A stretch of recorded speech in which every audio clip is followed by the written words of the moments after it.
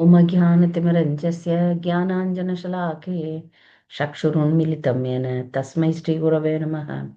श्रीचैतन्यमनोभीष्टं स्थापितं येन भूतले स्वयं रूपकदामह्यं ददाति स्वपदान्तिकं वन्देऽहं श्रीगुरु श्रीयुतपथकमलं श्रीगुरुन् वैष्णवां च श्रीरूपं सागरजातं सहगण रघुनाथान्वितं तां सजीवं साद्वैतं सावधूतं परिजनसहितं कृष्णचैतन्यदेवं श्रीराधा कृष्णपादान् सगण ललिता श्रीविशाखान्वितं च हे कृष्णा करुणा सिन्धु दीनबन्धो जगत्पते गोपेश गोपिकान्त राधाकान्त नमोऽस्तुते जयदां सुरदौ पङ्गोर्मम मन्दमतिर्गति मत्सर्वस्य पादाम्बोजौ राधा मदनमोहनौ दिव्यत्वृन्दारण्यकल्पद्रुमादग श्रीमद्रत्नाकारो सिंहासनौस्तौ श्रीमद् राधा श्रीलगोविन्ददेवो प्रेस्ते लिभि सेव्यमानो स्मरामि श्रीमान् रासरसारम्भि वंशी वटतटस्थित कर्षन्वेणुस्वनैर्गोपीर्गोपीनाथ श्रेयास्तु नः तप्तकाञ्चन गौराङ्गी राधे वृन्दावनेश्वरि वृषभानुसुते देवी प्रणमामि हरिप्रिये वाञ्छाकल्पतरुभ्यश्च कृपा सिन्धुभ्येव च पतितानां पावनेभ्यो वैष्णवेभ्यो नमो नमः। नमः ओं विष्णुपादाय कृष्णप्रेष्ठाय भूतले श्रीमते भक्तिविकास स्वामिनिति नामिने नमः ओं विष्णुपादाय कृष्णप्रेष्ठाय भूतले श्रीमते भक्तिवेदांत स्वामिनिति नामिने नमस्ते सारस्वते देवे गौरवाणी प्रचारिणे निर्विशेष शून्यवादी पाश्चात्य देश तारणे श्री कृष्ण चैतन्य प्रभु नित्यानंद श्री अद्वैत गदाधर शिवासादि गौर भक्त वृंद हरे कृष्ण कृष्ण कृष्ण हरे हरे हरे राम राम राम हरे हरे। चैतन्य महाप्रभु के और नित्यानंद प्रभु के स्पेशल प्रेयर्स। संकर्षणों कारण तो ईसाई गर्भोदक साई चपयोब्धि साई शेष शेषां शकलाः नित्यानंदाख्य राम शरणं ममास्तु संसार दुःख जलदौ पतितस्य काम क्रोधादिना करैमकरै कबलीकृतस्य दुर्वासना निकटितस्य निराश्रयस्य चैतन्य चंद्र मम देहि पदावलंबम् आजानुलंबित भुजौ कनकावदातौ संगीतनैक वितरौ कमलायताक्षौ विश्वाम्बरो द्विजवरो युगधर्मपालो वन्दे जगत्प्रियकरो करुणावतारो करुणावतारो करुणावतारो।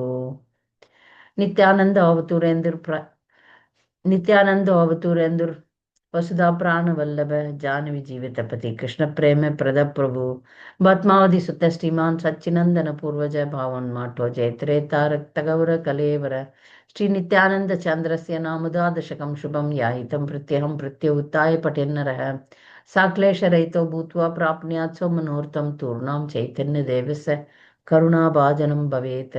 श्री नित्यानंद प्रभु की जय। चैतन्य महाप्रभु का 108 नाम। नमस्कृत्य प्रवक्ष्यामि देवदेवं जगद्गुरुं नाम्नाम् अष्टोत्तरशतं चैतन्य समात्मनः विश्वाम्बरो जितक्रोधो मायामानुष्य विग्रहः मायिमायिनां श्रेष्ठो वरोदेशो द्विजोत्तमः जगन्नाथ प्रिय सुत पितृभक्तो मामनाः लक्ष्मीकान्त सच्चिपुत्राः प्रेमदो भक्तवात्सल द्विज प्रिय द्विजवरो वैष्णव प्राणनायक द्विजाति पूजक शांत शिवाश प्रिय ईश्वर तप्त कांचन गौरंग सिमग्रीवो महाभुज पीतावाश रक्तभट्ट षड्भुजो अतः चतुर्भुज द्विभुजश्च गदापानि चक्रिबत्नधरो अमलः पांचजन्यदारो शारंगी वेणुपानी सुरोत्तम कमलाक्षेश्वरो प्रीतगोपालीलाधारो इव नीलरत्नधरो रूप्या हरिकौस्तुभूषण श्रीवात्सलोचन आभाष्वान् मणिद्रिकाञ्चलोचन ताडंग नीला श्री रुद्र लीलाकारी गुरुप्रिया स्वनाम गुणवक्त च नामोपदेशदायक अचंडाल प्रिय सुध सर्वप्राणी तेरत विश्वरूपानुज संध्यावात्र शीताला शनिशम कर्ण गुप्तात्म भक्ति प्रवर्तक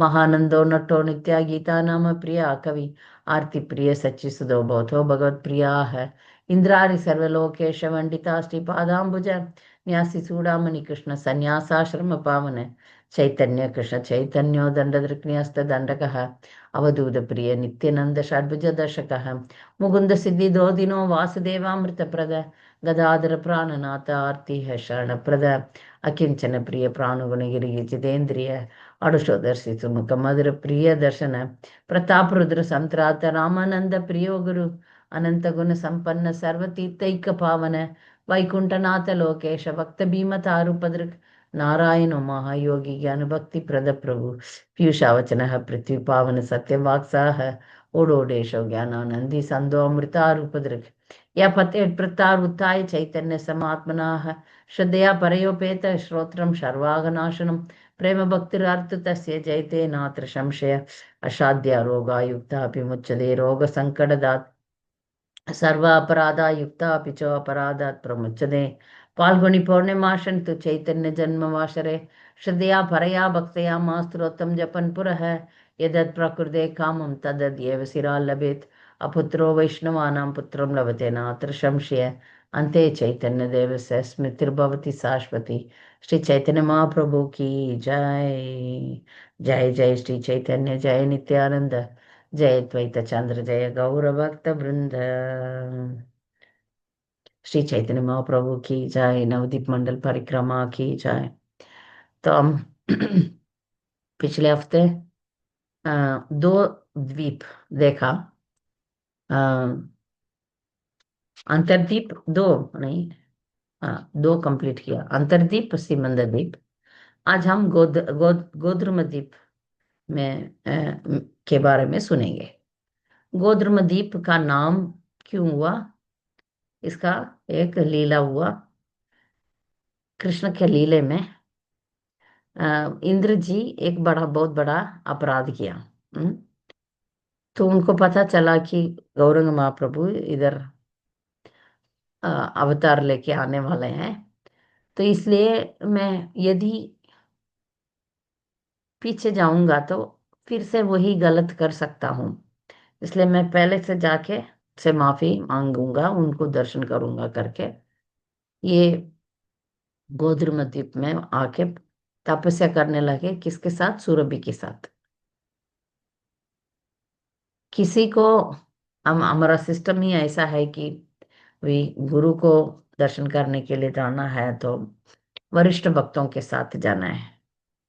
भगवान को दर्शन करने के लिए या भगवान को पाने के लिए गुरु की आवश्यकता है। तो इंद्र बहुत इसमें बहुत होशियार है, इसलिए भगवान को गाय माता बहुत पसंद है, इसलिए सुरभि को लेकर उधर तपस्या किए। इस जगह का नाम सुरभि कुंज है। इस जगह पर एक गौड़ीय मठ है, उधर बहुत सुंदर मंदिर है। उधर एक सन्यासी भी है, एक गौड़ीय मठ का सन्यासी है जो इस मठ को अच्छा देखभाल कर रहे हैं। तो ये सुरभि कुंज इसी नाम के लिए हुआ है कि अ, इधर भगवान का दर्शन करने के लिए इंद्र ने तपस्या किया। तो भगवान दर्शन किया और भगवान से फिर से इंद्र माफी मांग रहे हैं। उनको भगवान का प्रेम मिलने के लिए वो प्रार्थना कर रहे हैं। ठीक है। तो इस गोद्रुम द्वीप में हमें कीर्तन, हर एक द्वीप में एक एक भक्ति का पद्धति होता है। पहले अंतर्द्वीप में पूर्ण शरणागति आत्मनिवेदन, सीमंत द्वीप में कीर्तन श्रवणम, इसमें कीर्तनम। ठीक है ना। अभी हम गोदद्रुम द्वीप में सुरभि कुंज देख लिया। इधर दूसरा एक जगह है सुखानंद सुख कुंज, सुखदा कुंज, सुखानंद सुखदा कुंज। ये भक्ति विनोद ठाकुर का घर है। जब भक्ति विनोद ठाकुर पुरी में जज थे, उसको छोड़ के उन्होंने बोला अंग्रेजी लोगों को, अभी बस मैं ये सेवा नहीं कर पाऊंगा, अभी मैं पूरा की पूरा मायापुर को निर्माण करने के लिए मैं जा रहा हूँ। तब वो ब्रिटिशर्स, जो अंग्रेजी लोग हैं, इंडिया को शासन किए थे, तो वो लोग बोले नहीं नहीं आपको करना है, आप सर्विस करो, आपके घर के सामने ही रेलवे स्टेशन बना देंगे। मतलब उनके घर के बाजू में ही रेलवे ट्रैक था और उनके लिए एक डब्बा वो आके जाने के लिए ऐसा बनाए थे। तो वो कृष्णा नगर में उनका घर के सामने ही अभी भी था वो ट्रैक, अभी निकाल दिया। फिर उसमें एक डिब्बा उनके लिए अलग आके इनको छोड़ के लेकर जाने के लिए, इतना स्पेशल थे भक्ति विनोद ठाकुर। भक्ति विनोद ठाकुर जब भी उनका घर से मायापुर की ओर देखते थे, तब उनको वो जलांगी नदी बीच में और मायापुर उस पार में वो हमेशा ये दिव्य दृष्टि उनको आता था कि इधर एक अद्भुत मंदिर आने वाला है, उस मंदिर को दर्शन करने के लिए पूरा दुनिया क्या लोग आएंगे। ये सब उनको दृष्टि में आने लगा। तो इसलिए वो तीव्रता से भगवान का जो जन्म स्थान है योग पीठ को निर्माण करने के लिए बहुत कोशिश किया। मैं पिछले हफ्ते बोली कैसे उन्होंने जगन्नाथ दास बाबा जी महाराज को लाके इधर योग पीठ का निर्माण किया। हम्म। तो ये भक्ति विनोद ठाकुर का जो घर है उसमें उनका रूम है, उनका बेड है, वो सब हम दर्शन कर सकते हैं। फिर हम जा रहे हैं इसी एरिया पर स्वर्ण विहार करके एक स्थल है। ये स्वर्ण विहार में महाप्रभु का शादी हुआ था। इधर एक अच्छा मंदिर है, उस मंदिर में अ, भगवान का इस मंदिर का एरिया में ये स्वर्ण विहार में ही शादी हुआ था। कैसे, हम पहले से इसका शुरू सुनेंगे। बहुत युग पहले सतयुग में एक राजा, उनका नाम था स्वर्णसेन। ये बहुत पैसा इकट्ठा करने में, सोना चांदी हीरा मोती इकट्ठा करने में ही लगाया हुआ था। तब नारद जी ने उनको बोला, उनको अ, समझाया कि आप अपना मनुष्य जीवन को खराब कर रहे हैं, मनुष्य जीवन को वेस्ट कर रहे हैं। तो आपको भक्ति करना है, भक्तिमय जीवन जीना है। तब स्वर्णसेन मान लिया। तब उनको उनको ही मार्गदर्शन करने के लिए बोला। तब उन्होंने बोला अभी कलयुग में भगवान आने वाले हैं, तब आप उनका सेवा करो करके बोले। तो वैसे ही कलयुग आया। तब ये स्वर्णसेन बुद्धिमंत खान बन के आए। बुद्धिमंत खान भी अमीर है, इतना उनको धन संपत्ति था। भगवान का शादी उन्होंने इस जगह पर किया, इस स्वर्ण विहार में। तो अभी भी उसमें जो पुराने जमाने का महल का टुकड़े हैं, या आर्कियोलॉजिकल डिपार्टमेंट में वो उसको रिसर्च कर रहे हैं। तो स्वर्ण विहार में भी कीर्तन कथा ये सब होता है। फिर हम जा रहे हैं हरिहर क्षेत्र। या हरिहर क्षेत्र का मतलब क्या है? भगवान हरि और शिव दोनों एक ही डेटिस में है। हरि और हरा दोनों एक ही मूर्ति में है। एक एक हिस्सा तो गोरा है, एक हिस्सा काला है। जो काला हिस्सा है वो हरि का है, हरा का शिव जी का गोरा है। तो ये मंदिर जो है वो अलकानंदा करके एक नदी अमहर, अभी वो एक छोटा सा झील जैसा ही है, बड़ा नहीं है। तो इस किनारे हम हरिहर क्षेत्र के दर्शन कर सकते हैं। फिर हम इसके हरिहर क्षेत्र आने के पहले ही आम घाट करके एक जगह आता है। ये जो आम घाट है उसके बारे में एक सुंदर लीला हुआ है। एक बार चैतन्य महाप्रभु और उनका साथियों खूब कीर्तन किया, इतना अच्छा कीर्तन कीर्तन कीर्तन हुआ। नाच रहे थे, सब भक्त थक गए थे, उनको सबको भूख लग गया। तब भगवान से बोला, हम सबको भूख लग गया। तब भगवान ने क्या किया, एक एक आम का डंडा निकाला, आम पेड़ का डंडा होगा ना, छोटा सा, उसको जमीन पर लगाया हुआ। तो तुरंत 5 मिनट में एक आम का पेड़ आ गया। और आ, कुछ ही देर में उधर मीठा मीठा आम का फल उगने लगा। इस फल का क्या महत्व है पता है? इसमें उसका स्किन नहीं था। आम में स्किन होता है ना, वो नहीं, चमड़ा नहीं था। और अंदर सीड भी नहीं था। तब वो आम तो अब आध्यात्मिक लोग का मीठा नेक्टर था, अमृत जैसा। तो सब लोग खाए खाए खाए और इतना उनको आनंद आया। सबको, और भूख भी मिट गया। और ये आम 1 साल तक, आम का पेड़ 1 साल तक फल देता रहा। अभी नहीं है, जब महाप्रभु का लीला हुआ तब था, 1 साल तक, फिर गायब हो गया। ठीक है। तो इसको, इस जगह पर अभी भी आम का पेड़ तो बहुत है, मगर वो ऐसा, वो आम पेड़ नहीं है। तो आम घाट गए। फिर आम घाट उस तरफ नरसिम्हापल्ली करके एक जगह है। इधर नरसिम्हा सतयुग में आए थे। इस जगह को देवपल्ली भी बोलते हैं, क्योंकि अ, सभी देवी देवता नरसिम्हा का दर्शन करने के लिए इधर आए थे। तो ऐसा माना जाता है कि नरसिम्हदेव अ, वध करने के बाद, हिरण्यकशिपु का वध करने के बाद इधर आके, इधर मंदाकिनी मंदाकिनी नदी था, उस नदी में हाथ धोए। तो हमारा वो अभी नदी नहीं है, छोटा सा झील है, मंदिर के बाजू में ही है। फिर मंदिर में जो नरसिम्हा है वो स्वयंभू मूर्ति है। हमारा मायापुर इस्कॉन का नरसिम्हदेव जैसा नहीं है, ये तो स्वयंभू मूर्ति है, ये बहुत प्रसिद्ध है। तो इधर भक्ति विनोद ठाकुर एक अच्छा प्रार्थना किया कि नरसिम्हदेव है हमारा जिंदगी में, भक्ति पद्धति में जो रुकावटें आते हैं उसको ठीक करने वाले हैं ना। भक्ति विघ्न विनाश है। तो विघ्न जो आता है उसको ठीक करने वाले हैं।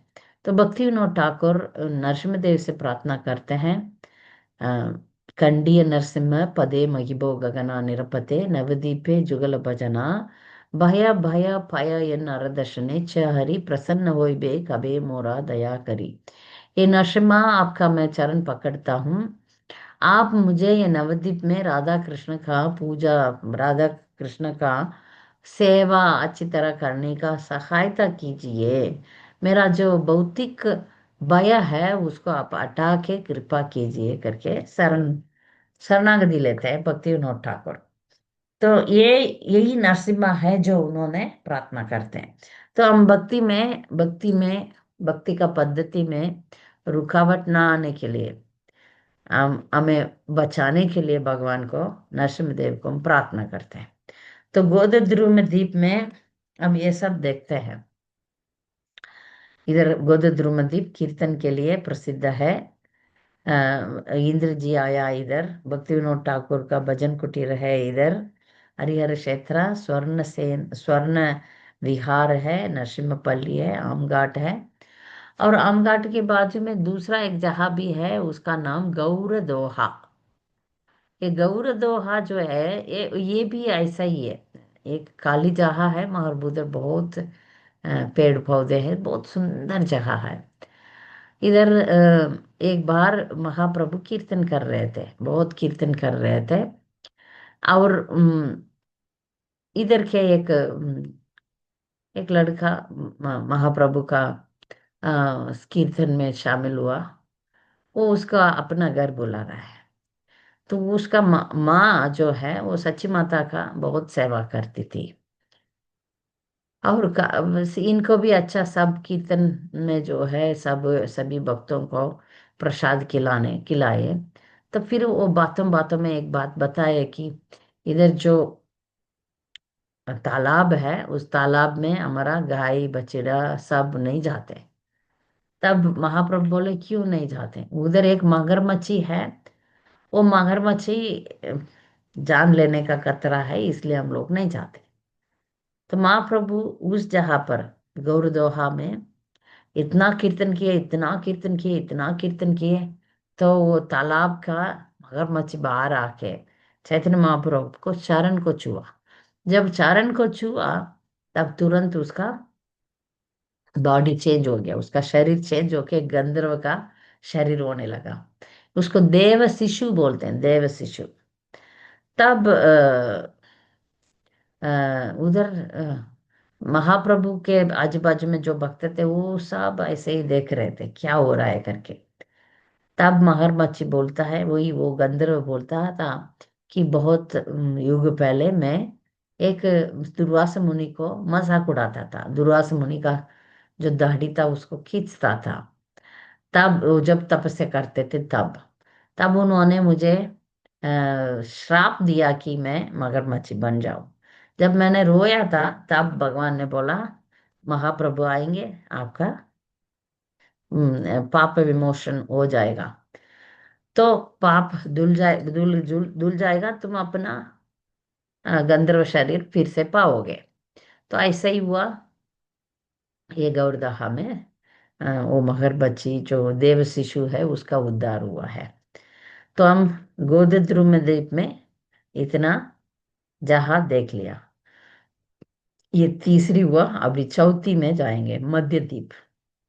इसके पहले मैं एक बात कहना चाहती हूँ कि ये जो गंगा नदी है, गंगा नदी का पूर्व दिशा में 4 द्वीप है।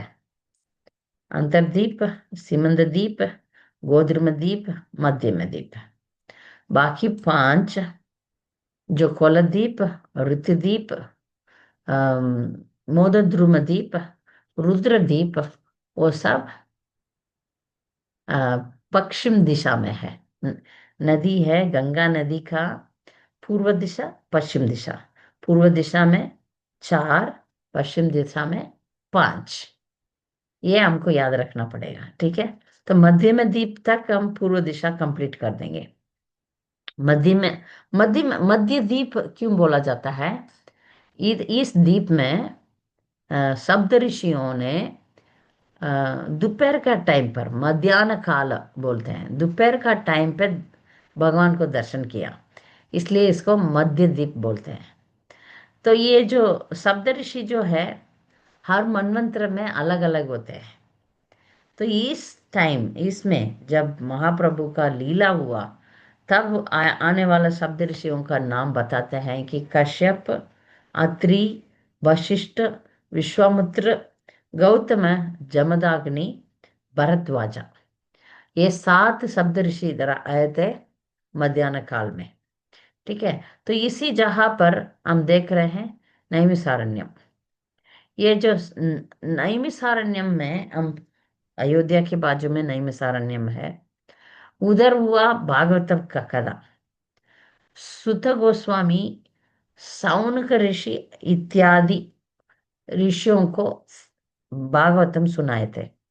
मगर इधर जो नवद्वीप में जो नैमिषारण्यम है उसमें गौर भागवतम हुआ। तो ये गौर भागवतम सुनने के लिए शिव जी आए थे। धीरे धीरे आ रहा था उनका बैल। तो उन्होंने ब्रह्मा जी से पूछा आप अपना हंस वाहन दे सकते हैं? तो ब्रह्मा जी ने उनको हंस वाहन दिया, तो हंस में तुरंत वो आ पाए। तब इसलिए शिव जी का नाम इधर अंशवाहना, अंशवाहना, अंशवाहना ब्रह्मा जी नहीं, इस जगह पर शिव जी है। इनका जो विग्रह है आप देख सकते हैं, अंश अंश है उसके ऊपर शिव जी बैठे हैं। ये विग्रह स्वयंभू है, बनाया हुआ नहीं है। और इसका छोटा सा एक सुंदर सा मंदिर है, ठीक है। तो इस जगह पर एक एक तालाब है। उस तालाब का नाम पुष्कर, ब्रह्म पुष्कर। पुष्कर हम जानते हैं राजस्थान में है, एक स्थल है उसका नाम पुष्कर है। इस जगह पर ब्रह्मा जी का मंदिर है। सिर्फ एक ही जगह है जिधर ब्रह्मा का मंदिर है, वो पुष्कर में। महर एक पुष्कर दर्शन करने के लिए एक ब्राह्मण एक बार एक जमाने में पैदल जा रहा था। और जब वो इस जगह पर ब्रह्म पुष्कर का जगह पर आया तब उसको अजीब सा फीलिंग होने लगा, और उसका स्वप्न में पुष्कर आया। पुष्कर ही आया। हम्म पुष्कर का व्यक्तिगत रूप, पुष्कर का व्यक्तिगत आके बोला मैं इधर ही हूँ, तुम मेरा दर्शन इधर ही कर सकता है। तुम बुढ़ा हो गया, उतना दूर जाने का जरूरत नहीं है। उसका जो पुष्कर है उससे उसी तरह इधर आप, क्योंकि ये जो पुष्कर है गौरव भगवान को, चैतन्य महाप्रभु को प्रशंसा करने वाला है, ये और भी महत्वपूर्ण है। इसलिए आप इधर ही मेरा दर्शन कर सकते हो। तो पुष्कर का, ब्रह्म पुष्कर का दर्शन, ये जो ब्राह्मणा है उसका नाम दिवादशा। ये दिवादशा ब्राह्मणा इधर ही पुष्कर को दर्शन कर लिया। तो ब्रह्म पुष्कर के बाद में आ रहा है कुरुक्षेत्र। ये जो कुरुक्षेत्र है, इस जगह को हम उच्चकट्टा भी बोलते हैं। इधर पूरा देवी देवता इधर आए थे और भगवान के बारे में सुनने के लिए। ठीक है। फिर हम जा रहे हैं पंचवेनी। पंचवेनी का पांच मतलब पांच, वेनी मतलब नदियां। पांच नदियां इधर शामिल हो रहे हैं। इसलिए इस जगह का नाम महाप्रयाग भी बोलते हैं। ये महाप्रयाग में पांच नदी है: मंदाकिनी, अलकानंदा, भगीरथी, यमुना, सरस्वती। ये पांच नदियां जो शामिल हो रहे हैं, इस जगह को महाप्रयाग बोलते हैं। इधर कोई भी स्नान करेगा उसका पुनर्जन्म नहीं होता। तो इसी इसी मध्य द्वीप में इतना जगह हम देखें, फिर हम देख रहे हैं कि एक एक जगह पर पृथु महाराज, भागवतम पढ़े होते तो आपको पता होता है। पृथु महाराज इधर 10 अश्वमेध यज्ञ किए थे इस जगह पर, दूसरा युग में। ठीक है। तो हम कंप्लीट कर रहे हैं मध्य द्वीप। अभी हम जा रहे हैं पांचवा द्वीप, कोलद्वीप। इसका नाम कोलद्वीप क्यों आया? इधर भगवान वराह का अवतार हुआ था। बराग देव इधर अब अवतार लिए एकदम ब्रह्मांड रूप लेके। तो ये ब्रह्मांड रूप लेके वराह देव अवतार हुआ, इसलिए इसको कोलद्वीप, कोला, कोला मतलब ब्रह्मांड, रूप ब्रह्मांड, कोलद्वीप नाम मिलता है। ये इस वराह क्षेत्र भी बोलते हैं। इधर एक ब्राह्मण रहता था जिन्होंने भगवान का वराग रूप का दर्शन किया। उस ब्राह्मण का नाम कुलिया पहाड़ा, कुलिया पहाड़ा। जैसे गोवर्धन है, ऐसा इधर एक पर्वत है। ठीक है। ये पर्वत ब्रह्मांड रूप वराह देव का बराबर है।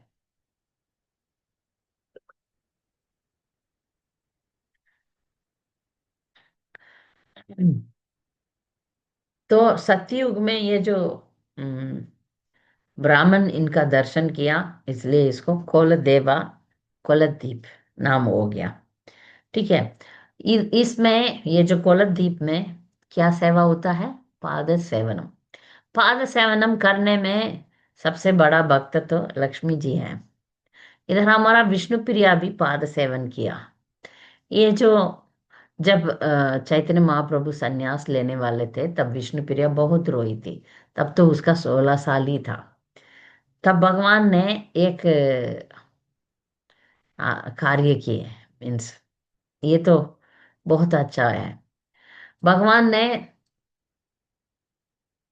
विष्णु प्रिया को उनके जैसे ही एक मूर्ति बनाया है।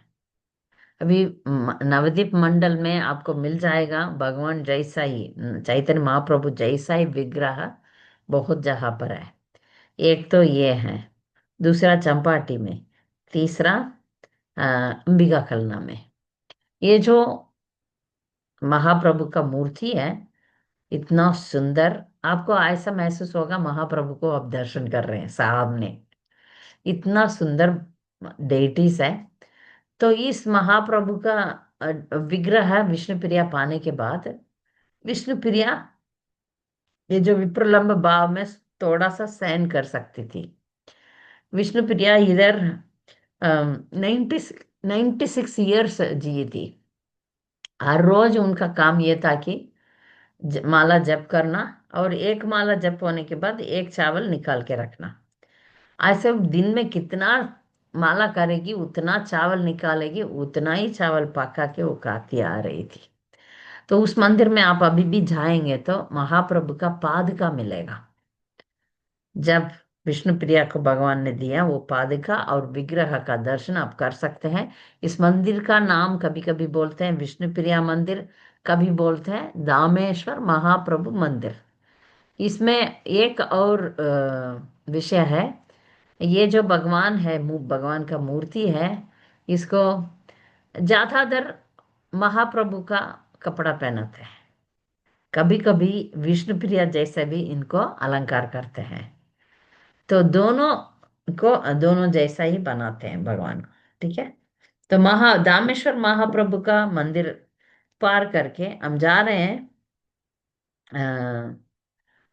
जगन्नाथ दास बाबा जी महाराज का भजन कुटीर। ये जो जहाँ है, जगन्नाथ दास बाबा जी महाराज का भजन कुटीर में जगन्नाथ दास बाबा जी का निज समाधि है। और उन्होंने जिधर उधर उस जमाने में गंगा उधर पार करके जा रहा था, उधर गंगा किनारे था। अभी गंगा नहीं है, एक छोटा सा तालाब है, इतना ही है। तो उधर एक बकुल पेड़ पेड़ अभी भी है, वो पेड़ उसके नीचे बैठ के उन्होंने माला करते थे। हम भी जाके, जब भी हम जगन्नाथ दास बाबा जी महाराज का भजन कुटीर जाएंगे, उधर जाके हम बैठ के ध्यान से चैंटिंग करना अच्छा है। तो ये मंदिर जो है, सुंदर विग्रह भी है, इधर हम दर्शन करके जा सकते हैं। इस जगह पर दूसरा डेटीज तो परमतला बोलते हैं। परमतला में शिव और पार्वती रहते हैं। शिव जी का नाम है अ, वृद्ध शिवा, और पार्वती का नाम है पौरुड माया। पौरुड माया, ये जो पौरुड माया इस जगह को हम परमतला बोलते हैं। मतलब एकदम पुराना जगह है, एकदम एक बड़ा पीपल ट्री है, पीपल पेड़ है। उसके उसके नीचे शिव जी का मंदिर है, और पौरुड माया का मंदिर भी है। तो हम कोलद्वीप में पाद सेवनम सुने, क्योंकि विष्णु प्रिया भगवान का पादगा को हमेशा सेवा करते आ रही है। तो इसलिए इधर पाद सेवनम है। इधर वराह मूर्ति का अवतार हुआ, इसलिए कोलद्वीप का नाम मिला। इधर हम दामेश्वर महाप्रभु का मंदिर, जगन्नाथ दास बाबा जी महाराज का भजन कुटीर, और पौरुड माया का और वृद्ध शिवा का मंदिर देखे, दर्शन किए। अभी हम जा रहे हैं, नहीं इसमें और भी कुछ लीलाएं हुआ। उसमें थोड़ा दूर जाने के बाद एक जगह का नाम है समुद्रगार।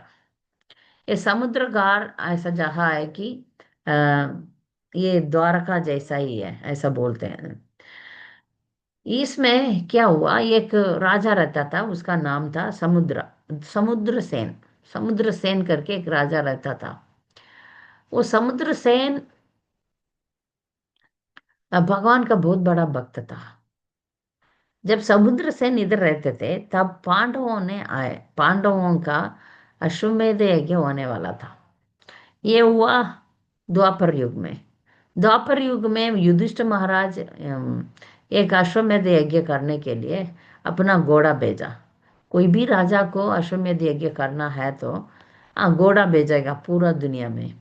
वो घोड़ा को कोई भी पकड़ के बांध के रखेंगे, तो मतलब वो जो राजा है, इसका इसका खिलाफ है। तो मतलब उसको युद्ध करके जीतना पड़ेगा।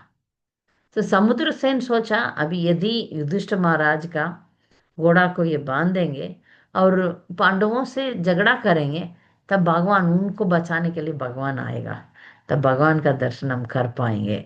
करके उन्होंने सोचा, ये घोड़ा को बांध लिया। ये घोड़ा को बांध लिया तो भीम आया पहले।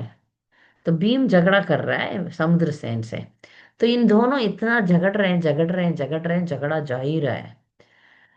मगर समुद्रसेन को मालूम है भीम को अपराध नहीं करना है, भीम तो भक्त है। और फिर भी उनको भगवान का दर्शन करने के लिए इसको करना ही है करके युद्ध कर रहे हैं। इसमें भीम का परिस्थिति थोड़ा डिले होने जा रहा है। तब भीम ने तुरंत भगवान को प्रार्थना किया, भगवान को विनती किया, भगवान मुझे रक्षा करना। मुझे पता नहीं ये जो समुद्र सेन से मेरा युद्ध हो रहा है, मैं हार जाऊंगा करके डर है, आप बचाओ करके बुला रहे हैं। तब भगवान उधर आ गए। जब भगवान इधर आए हैं, इस बात को कोई भी नहीं जानते, सिर्फ समुद्र सेन जान पाए। तो समुद्र सेन बोला, भगवान आपका दर्शन के लिए मैं ये युद्ध किया, मुझे सच में युद्ध करने का इच्छा नहीं है। तो भगवान उसको कृष्ण कृष्णा का दर्शन भी कर पाए और महाप्रभु का भी दर्शन समुद्र सेन ने किया। ये सब भीम को भी पता नहीं था। भगवान आया, भगवान का दर्शन इन्होंने किया, तब युद्ध बंद हो गया। अ, ये सब फिर ठीक होने लगा।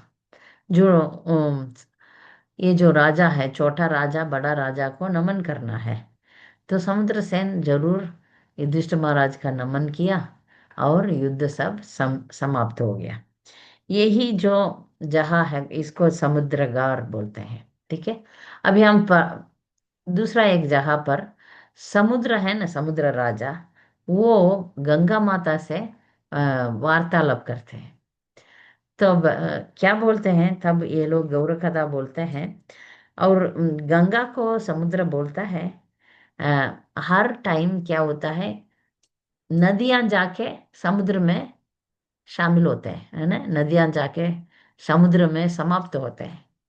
महर भगवान दर्शन चैतन्य महाप्रभु को दर्शन करने के लिए समुद्र गंगा के द्वारा इधर आ जाते हैं, हाँ, नवद्वीप में करके वो लोग ऐसा बातें कर रहे हैं। तो इस जगह पर भगवान को कैसे दर्शन पाता है पता है? ये जो वेस्ट बंगाल में अ, सफेद साड़ी लाल कलर का बॉर्डर होता है, ये कस्टम है इधर।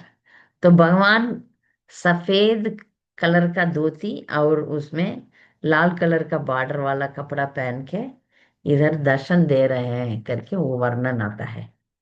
तो हम जा रहे हैं फिर अगला ये कोलद्वीप में नेक्स्ट मंदिर जो है वो चंपाहटी। ये जो चंपाहटी है बहुत सुंदर जगह है।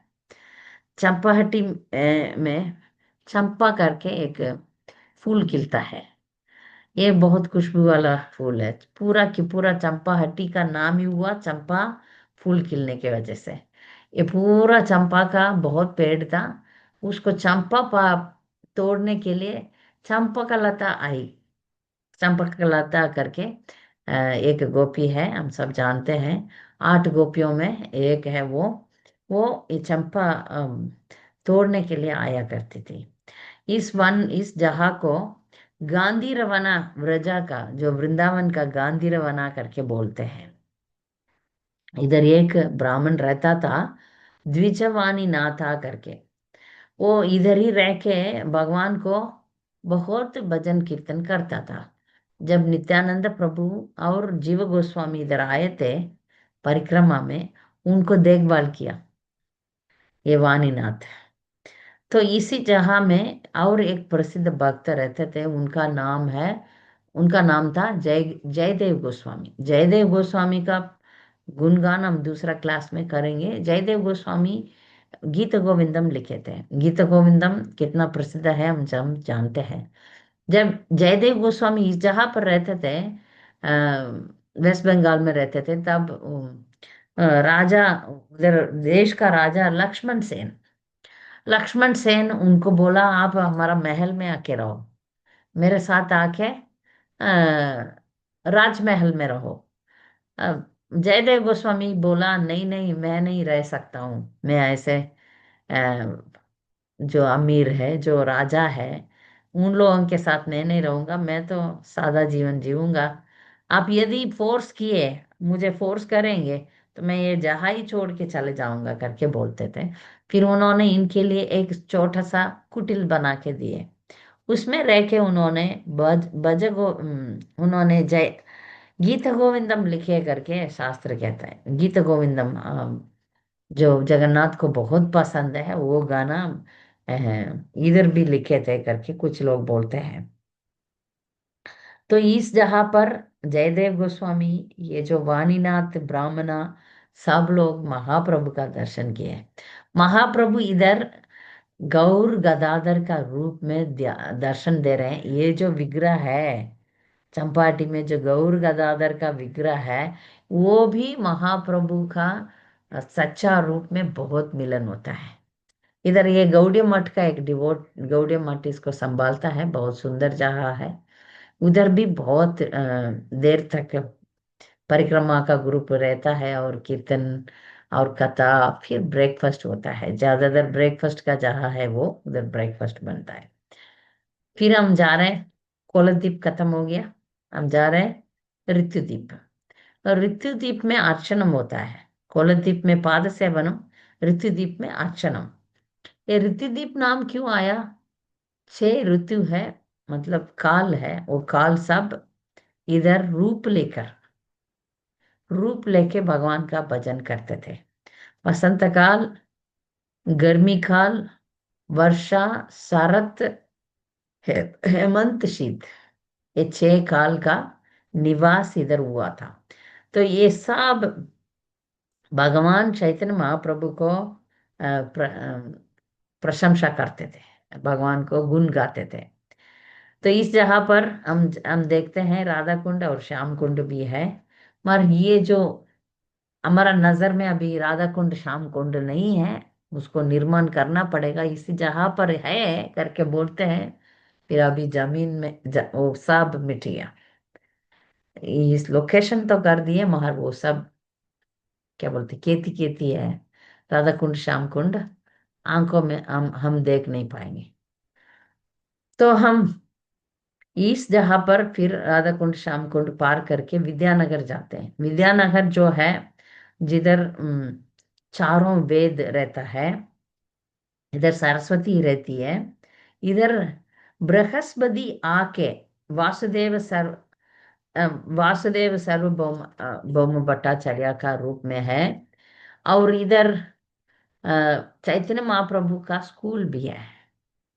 चैतन्य महाप्रभु लिखते थे, पढ़ते थे, तो उनका जो पेन है उसको जमीन पर रखा, तो वो एक पेड़ बन गया। वो अब अभी भी पेन ट्री बोलते हैं उसको। वो ट्री अभी भी है, वो पेड़ अभी भी है। तो इधर महाप्रभु आने के पहले सार्वभौम भट्टाचार्य रहते थे। सार्वभौम भट्टाचार्य हम सबको मालूम है, वो देवलोक में बृहस्पति है। ये सार्वभौम भट्टाचार्य फिर बाद में पूरी चले गए। पूरी में सार्वभौम भट्टाचार्य के घर में ही महाप्रभु रहते थे। उस जगह का नाम गंभीरा है। ठीक है, सार्वभौम भट्टाचार्य पहले एक मायावादी। तो पूरी में गए तब महाप्रभु उनको मायावाद से निकाल दिए।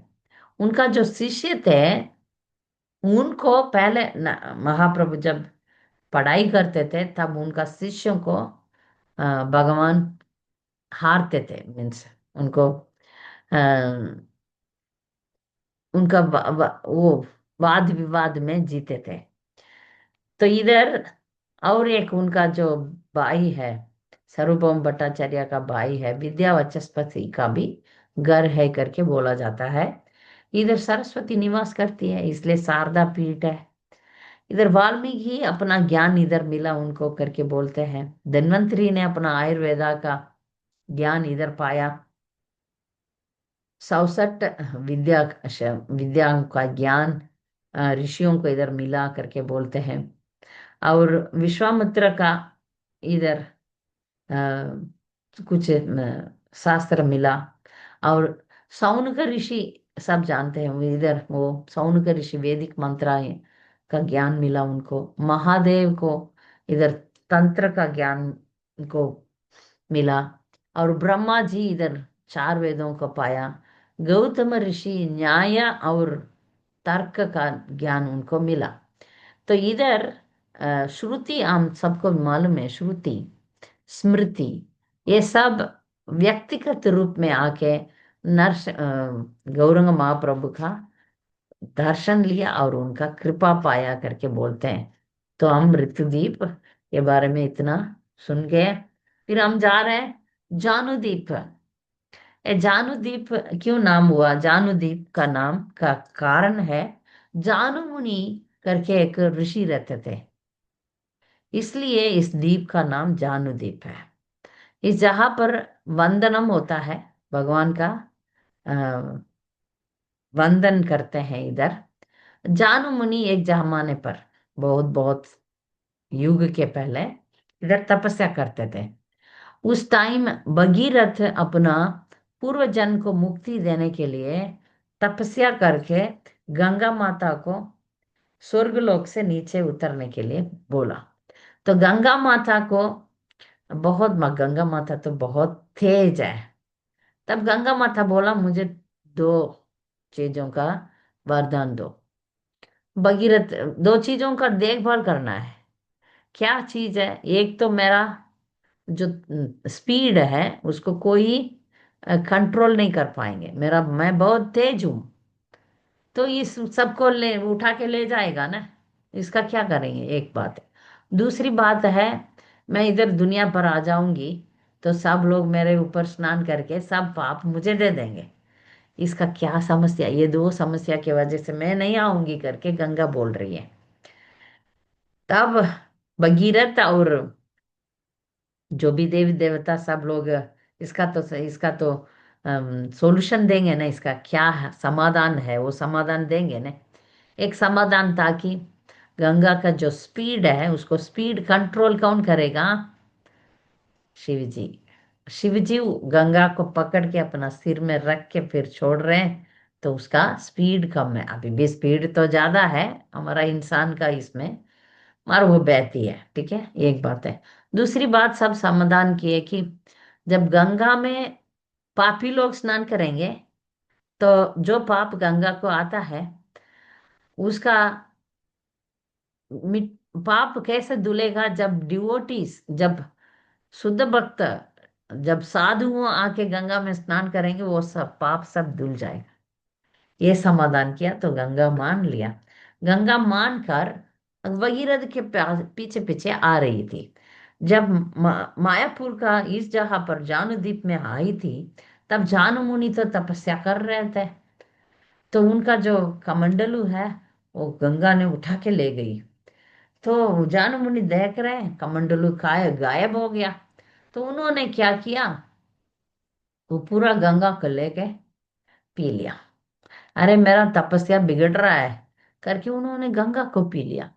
ये भगीरथ तो आगे जा रहा है, सोच के गंगा पीछे पीछे आ रही है। भगीरथ घोड़ा में जा रहा है। भगीरथ एक राजा था और उनका पूर्वजन को कपिल मुनि ने जला दिया। हम सब इसको जानते हैं, भागवतम में 60,000 पूर्व राजाओं ने गलती से कपिल मुनि को दुश्मन के नजर में देखा। कपिल मुनि कुछ नहीं किया, ऐसा देखा उनका तपस्या को ये लोग मिटा दिया तो उन्होंने इनको जला दिया था।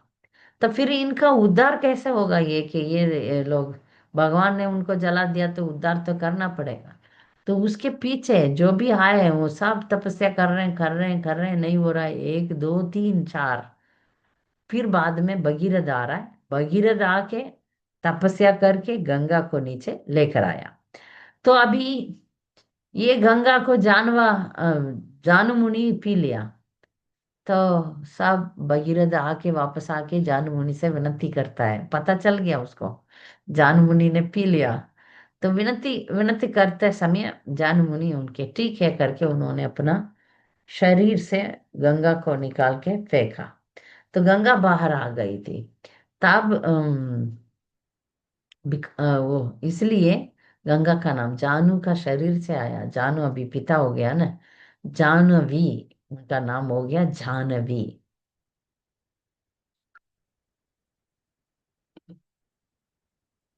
इसी जगह पर एक प्रसिद्ध स्थल है, उस स्थल का नाम भीष्म तिला। ये बोलता है कि जब भीष्म जी आए थे, तब गंगा का दर्शन इधर करने के लिए आए थे। तब उनका दर्शन जानु मुनि से भी हुआ। जानु मुनि उनका नाना जी हो गया ना। तो उनका दर्शन किया तो फिर उनके साथ ज्ञान भी उनके उनसे वो आध्यात्मिक ज्ञान ले लिए थे। इधर ही भीष्म देव कुछ इस बात को जब उनको पता है कि इधर महाप्रभु आने वाले हैं, इसलिए उनका विष्णु सहस्त्र नाम में स्वर्ण वर्ण हेमांगो करके एक भगवान का नाम भी है। ये भगवान आप स्वर्ण वर्ण को लेके आप अवतार लेने वाले हैं करके विष्णु सहस्त्र नाम में अ, भीष्म देव बोलते हैं। तो इस जहाँ इसलिए भीष्म तिला कहलाला। बोला जाता है। तो हम जानद्वीप एग्जैक्टली ये परिक्रमा में, जैसे अभी हम देखते हैं जन्म स्थान में नीम ट्री है, या चंपाहटी में मंदिर है, ऐसा कुछ मंदिर नहीं है। सिर्फ ऐसा ऐसा इस जहाँ पर ये हुआ करके कथा बोलते हैं हम कोई भी आश्रम कुछ नहीं है। ठीक है। तो हम जानद्वीप पार करके मोद द्रुमद्वीप आने वाले हैं। ये आठवीं। ठीक है। मोद द्रुमद्वीप में दास्यम है, भक्ति का पद्धति दास्यम है। तो मोदद्रीम द्वीप का बहुत प्रसिद्ध कहानी है, हम थोड़ा थोड़ा सुनेंगे। एक जमान ये त्रेता युग में राम और सीता इधर आए थे, मोदद्रीप द्वीप में। इस द्वीप का नाम ही हम्म, वही एक मोदा मतलब पीपल, पेड़। द्रुम, मोदा मतलब पीपल, द्रुमा मीन्स ट्री, पेड़। इसलिए मोद द्रुम द्वीप इस जहाँ का नाम हुआ, क्योंकि इधर बहुत बड़ा पीपल पेड़ था। उसके नीचे राम और सीता बैठ के बातें किए थे। एक सुंदर जहाँ था, तो उन्होंने बातें किया। उस बातों में एक सुंदर विषय प्रकट होता है। तो भगवान राम बहुत प्रसन्न थे। तो सीता माता पूछ रहे थे कि आप क्यों प्रसन्न है। तब उन्होंने बोला, "अस- पता है, मैं कलयुग में स्वर्ण रूप लेके इधर आऊंगा और कीर्तनी करते रहूंगा, भक्त बन के आऊंगा" करके बोल रहे थे। तब मैं अभी इस राम का अवतार में, जब हम तुम मेरे मेरे छोड़ के चले जाओगे, तब तुम्हारा स्वर्ण रूप को लेके मैं रोऊंगा। राम जी जब सीता को फिर से वन में जाने दिया, याद, सबको याद तो होगा रामायण में, सब युद्ध सब खत्म करके रावण का वध होने के बाद वापस लौट आए। जब सीता माता गर्भवती थी, एक डोबी का प्रजल्पा सुनने के बाद, डोबी बोलता है ना, मैं राम जैसा पत्नी को वापस घर नहीं लूंगा करके, एक अपना पत्नी से झगड़ रहा था, दो भी। तो फिर ये सुन के भगवान अभी समाज में, राज्य में लोग ऐसा नहीं बोलना चाहिए करके अपना पत्नी सीता को फिर से वन में भेजने का निर्णय ले लिया। सीता वन में चली गई और लव कुश का जन्म हुआ, ये सब हम जानते हैं। जब राम को एक यज्ञ करना था, अश्वमेध यज्ञ, तब उन्होंने पुरोहित पंडित को बुलाया। तब वो लोग बोले आपको पत्नी के बिना ये तो नहीं होगा। तो राम जी ने सीता का एक सोना मूर्ति बनाए थे, सोना मूर्ति बना के वो यज्ञ किए थे। इसलिए राम जी बोल रहे हैं, इस जन्म में मैं तुम्हारा मूर्ति को लेके रख के मैं रोऊंगा, इन कलयुग में तुम मेरा सोना रूप लेकर तुम रोओगे विप्रलंब भाव में। जैसे विष्णु प्रिया ने भगवान का सोने का विग्रह है, मतलब भगवान का रंग ही सोना है, सोना विग्रह को रख के वो रो रहे थे। तो इसलिए दोनों एक एक युग में विप्रलंब भाव में लेकर भावित हुए। ठीक है। तो फिर इसी मोदक ध्रुव द्वीप में वृंदावन दास ठाकुर का जन्म स्त्रीपाद है। स्त्रीपाद मतलब उधर उनका जन्म हुआ है। ये मालिनी देवी श्रीवास ठाकुर का पत्नी जो है, उनका भी जन्म स्थान है इधर। हम वृंदावन दास ठाकुर का माता का नाम है नारायणी, जिसको महाप्रभु ने 1 मिनट में कृष्ण प्रेम दे दिया है। कि जब मायापुर का लीला हो रहा था, तब कोई बोल रहे थे आप कृष्ण प्रेम देंगे, हाँ दूंगा करके नारायणी को बुला के उनको कृष्ण प्रेम दिया। वो नारायणी का बेटा बन के आए वृंदावन दास ठाकुर। वृंदावन दास ठाकुर भगवान चैतन्य महाप्रभु का लीलाओं को लिखे थे, वृंदावन दास ठाकुर। तो ये जो अ, इस जगह पर वासुदेव दत्ता महाप्रभु का सखा, अ, उनका जन्म जन्म स्थान है।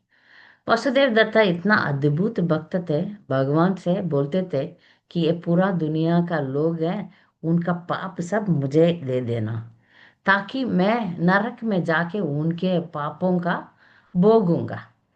महाप्रभु बोले नहीं नहीं, उसका जरूरत नहीं, मैं अवतार लेकर आया पापियों को उद्धार करने के लिए, इसके लिए तुमको नरक में जाने का जरूरत नहीं है, मैं सबको उद्धार करूंगा। तो ये जो वासुदेव दत्ता है, उनका जन्म स्थान भी इसी में है, इसी जगह पर है। इस जगह को हम मामगच्ची बोलते हैं। ठीक है। इस जगह पर हम दूसरा प्रसिद्ध भक्त का जन्म स्थान है, उसका नाम है सारंग ठाकुर। ये सारंग ठाकुर भी महाप्रभु का एक शिष्य थे। और महाप्रभु उनको बोलते थे तुमको जरूर दीक्षा तो ले देना है, शिष्य बनाना है। और सारंग ठाकुर इच्छा नहीं किए, नहीं नहीं, मुझे शिक्ष शिष्य नहीं बनना है, किसी को दीक्षा नहीं देना है। महाप्रभु बोला नहीं, एक को तो दीक्षा देना ही है आपको, करके उनको आदेश देके चले गए। तो सारंग ठाकुर बोले अच्छा ठीक है, दीक्षा तो देना है, कल सुबह गंगा में किसी को भी मैं देखूंगा उनको दीक्षा दे दूंगा, वो कोई भी हो। करके उन्होंने गंगा स्नान करते हैं, तब एक शरीर आ रहा है, मृत्यु शरीर, डेड बॉडी।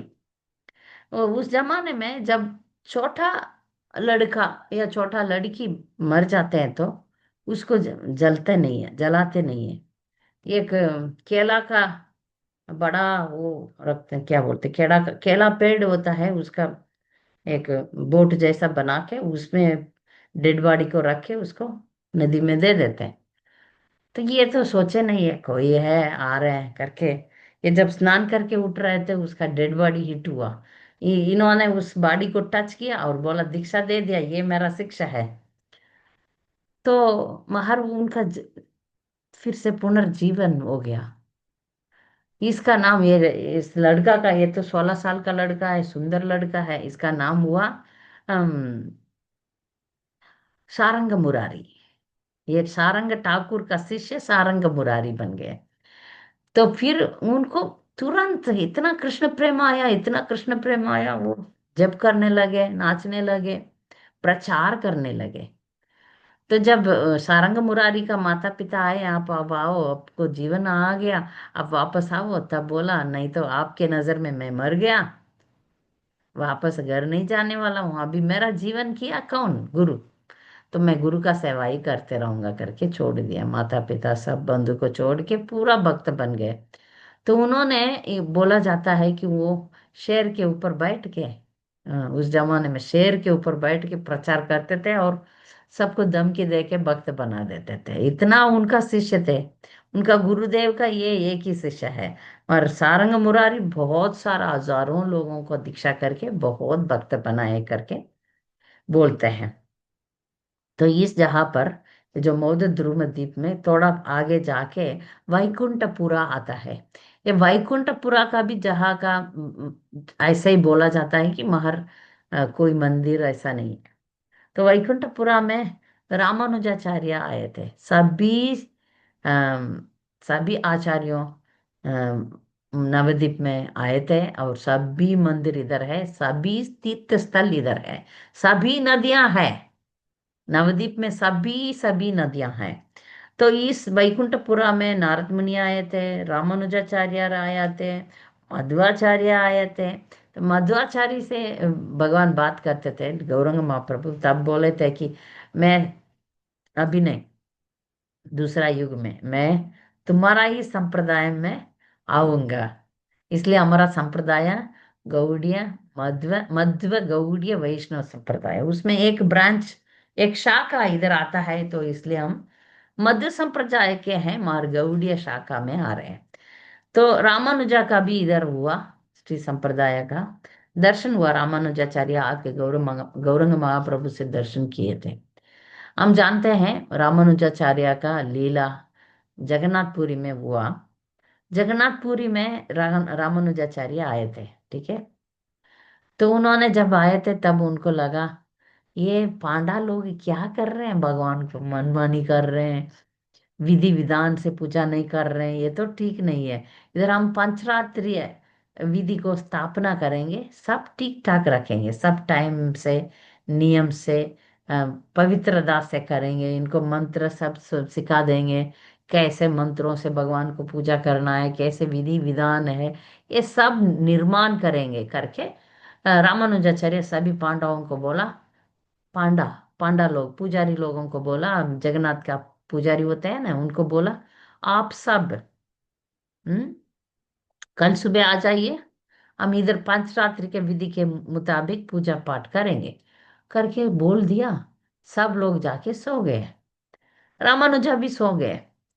और ये पांडा लोग जाके भगवान से, जगन्नाथ से बोल रहे हैं हम ये सब नहीं जानते हैं, हम जैसे मन करता है वैसे आपका पूजा करते आ रहे हैं, ये सब विधि विधान हमें चाहिए नहीं, भगवान हमें बचाओ रामानुजाचार्य से, हम ये सब नहीं कर पाएंगे करके रो रहे थे। तब उस टाइम में क्या हुआ, भगवान रामानुजा को उधर से उठा के वैकुंठपुरा में फेंका, ये जो नवद्वीप में, नवद्वीप में महाप्रभु का दर्शन हुआ। और उधर भी जगन्नाथ का भी दर्शन हुआ। जगन्नाथ जी उनको बोलते हैं देखो, तुम्हारा जो विधि विधान है सब श्रीरंगम में तिरुपति में रखो, इधर उड़ीसा में जगन्नाथ में नहीं मत रखो, क्योंकि मेरा जो भक्त है पांडा लोग उन मुझे कैसे बजाते हैं, कैसे पूजा करते हैं, वैसे मैं संतुष्ट हूँ, इसलिए इधर पांचरात्रि का विधि सब मत बनाओ, तुम जाओ करके वो आए नवद्वीप, नवद्वीप से उनको फेंका कुर्म क्षेत्र में। अगले दिन ये सब रात में हो रहा है, ये सब डिस्कशन। फिर सुबह उठ के रामानुजाचार्य आंख खोलते हैं, देखते हैं वो पुरी में नहीं है, वो है कुर्म क्षेत्र में। तब उन्होंने समझ लिया ये भगवान का इच्छा नहीं है मैं कुछ करूं पूरी में करके। तो ये सब उसके बीच में पुरी से मायापुर आए, फिर मायापुर से कुर्म क्षेत्र चला गए। भगवान ने उनको ऐसा कर दिया, रातों रात में ट्रांसफर कर दिया। ठीक है, तो फिर ये सब होने के बाद हम जा रहे हैं रुद्रदीप पे। ये रुद्रदीप का नाम हम जानते हैं, रुद्र इधर निवास करते हैं, 11 रुद्र ये रुद्रदीप में निवास करते हैं। जब भी भगवान का ऐसा पुण्य क्षेत्र होता है उधर दाम पालक का सेवा लेकर भगवान शिव उधर दाम में रक्षा करते हैं। तो ये जो रुद्र 11 रुद्र में नीललोहित शिवा उसका हेड होते हैं। तो रुद्रदीप में शंकराचार्य आए थे। उन्होंने सोचा, शंकराचार्य सोचा है कि इधर मायावाद हम प्रचार करेंगे। तब महाप्रभु आए के बोले देखो ये मायावाद सब दूसरा जगह पर प्रचार करो, ये तो भक्ति का जगह है, इधर तुम प्रचार नहीं कर पाओगे, भाग जाओ करके उनको भगा दिया। कि जहां पर विष्णु स्वामी आए थे, शिव जी का शिक्षण लिए। देखिए शिव जी ऐसे हैं कि उनके शरण में भूत प्रेत आसुर लोग सब है। और जब वो भक्तों का अ, शिक्षण देते हैं, भक्तों के साथ मिलते हैं, तब उनको वो गुरु जैसा बन जाते हैं। तो रुद्र विष्णु स्वामी को बोलते हैं कि मेरे नेतृत्व में ये एक संप्रदाय निकलेगा, उसका गुरु मैं आचार्य हूँ, तो आप वैष्णव संप्रदाय निकलेगा उसमें, इसलिए रुद्र संप्रदाय है, उसमें विष्णु स्वामी आचार्य है। तो वो आए शिव जी से शिक्षा लिए। तो इधर एक एकदम एक बड़ा पीपल ट्री है, पेड़ है, उसके नीचे शिव मंदिर है। शिव इस पेड़ के जो जहाँ है उसमें बहुत प्रसिद्ध प्रसिद्ध घटना हुआ। एक तो विष्णु स्वामी आए, चार कुमार आए, सनत कुमार आए, ये सब शिव जी का कृपा से हुआ। तो इस जगह पर एक गौड़िया मठ भी है। अ, रुद्रदीप में एक छोटा सा सुंदर गौड़िया मठ है। उसमें जो गौड़ निताय उसमें जो महाप्रभु का विग्रह है, उनके हाथ में एक माला है। तो बोलते हैं वो माला भक्ति सिद्धांत सरस्वती ठाकुर ने जप किया हुआ माला है। आप अभी भी उस माला का दर्शन कर सकते हैं, उधर राधा कृष्ण विग्रह है। तो रुद्रदीप में इतना सारा घटनाएं हुए, इसमें रुद्र जी का बहुत बड़ा हाथ है। इधर शाक्यम, शाक्यम मतलब दोस्ती का रस है। अ, इसमें जो भक्त है भगवान को अपना दोस्त मान के भक्ति कर रहा है, उसका जहाँ रुद्रदीप है। फिर हम इससे नौ नौ दीप खत्म होता है, फिर हम वापस आएंगे अंतरदीप में। तो ये नवद्वीप में जो बहुत ही जरूरी इंपॉर्टेंट प्लेसेस है, इसमें बहुत सारा जहां मैंने छोड़ दिया, बहुत सारा कहानी भी छोड़ दिया। मैं भी अगले साल हम कंटिन्यू करेंगे। मैंने महतपुरा करके जहाँ छोड़ दिया, और बहुत सारा विषय है। एक ही दिन में एक ही घंटा मैं नहीं बोल सकती, तो हम ब्रीफली जितना हो सके उतना बोल दिया।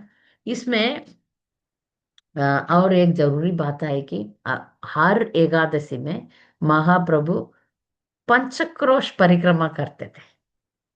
तो अभी भी पंचक्रोश परिक्रमा होता है मायापुर में।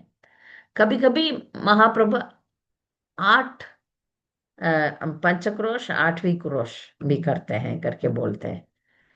तो हम इस नवद्वीप मंडल में हम जब जाएंगे, तब हम शुद्ध भक्त होंगे तो जरूर महाप्रभु और उनका पार्षदों का दर्शन कर सकते हैं। तो अभी भी इधर कीर्तन हो रहा है, अभी भी ये तो ये पूरा दुनिया मिट जाएगा, मायापुर नहीं मिटने वाला है, क्योंकि ये आध्यात्मिक जहाँ है। तो आध्यात्मिक जहाँ को भौतिक दुनिया में भगवान क्यों बनाया?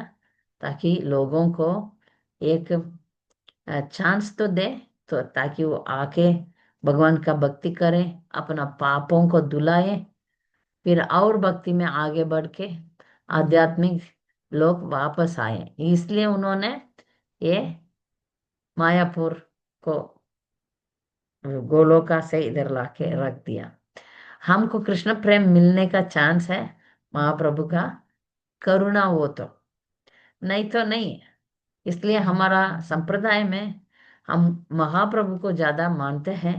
इसलिए कल गौर पूर्णिमा है, सब लोग ऊन से प्रार्थना कीजिए। जब नाम जो है हरि नाम, हरे कृष्णा महामंत्र, उसका हम रुचि पाएंगे, गौरंगा का नाम लेंगे तो गौरंगा महाप्रभु स्वयं कहे थे, जब वो थे तब बहुत प्रसिद्ध फेमस नहीं बने थे महाप्रभु।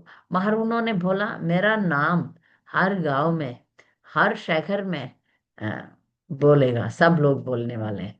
तो उनका इच्छा है श्री चैतन्य मनोभिष्टम स्थापितम येन भूतले, उसको भगवान का नाम को पूरा दुनिया में हम स्थापना करना हमारा कर्तव्य है। हमारा आंदोलन का उद्देश्य है कि सिर्फ हम भक्त नहीं बनते, सबको भक्ति में, सबको भक्त बनाने में कोशिश करना है। ये हमारा संप्रदाय का उद्देश्य भी है। हम अकेले नहीं जा पाएंगे भगवान के पास, कभी अकेले जा पाएंगे? भगवान पूछेगा अकेला आया? कभी भगवान भी अकेले नहीं, उनका हमेशा उनका पार्षदों के साथ रहते हैं। हम भी भजनानंदी नहीं बन सकते, हम सब गोष्ठी आनंदी बनना है।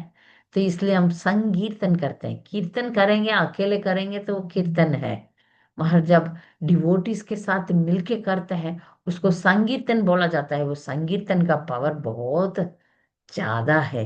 इसलिए संकीर्तन करना चाहिए, भक्त लोगों के साथ मिलकर भगवान को बजना चाहिए। कल तो बहुत शुभ दिन है, पूरा दिन उपवास रख के अभी कल ऐसा है कि कल चंद्र ग्रहण है। चंद्र ग्रहण दोपहर से शुरू हो जाता है, वो चाहता है जाता है 7 बजे तक, 6:45 तक जाता है। इसलिए उसके बाद हमको स्नान करके घर सफाई करके एकादशी का प्रसाद बना के भगवान को रखना है। तब तक कल पूरा दिन मंदिरों में तो अभिषेक हो सकता होगा, पर हम घर में पूजा पाठ नहीं करते, 7 बजे के बाद ही करना है। इसलिए पूरा दिन उपवास तो करना है, क्योंकि चंद्र ग्रहण है। उपवास होने के बाद 7 बजे के बाद आप स्नान करके भगवान को भोग बना के, वो एकादशी बनना चाहिए, एकादशी बना के अर्पण करके आप अपना व्रत तोड़ सकते हैं। ठीक है। हरे कृष्णा। कुछ सवाल होगा तो आप पूछ सकते हैं। हरे कृष्णा।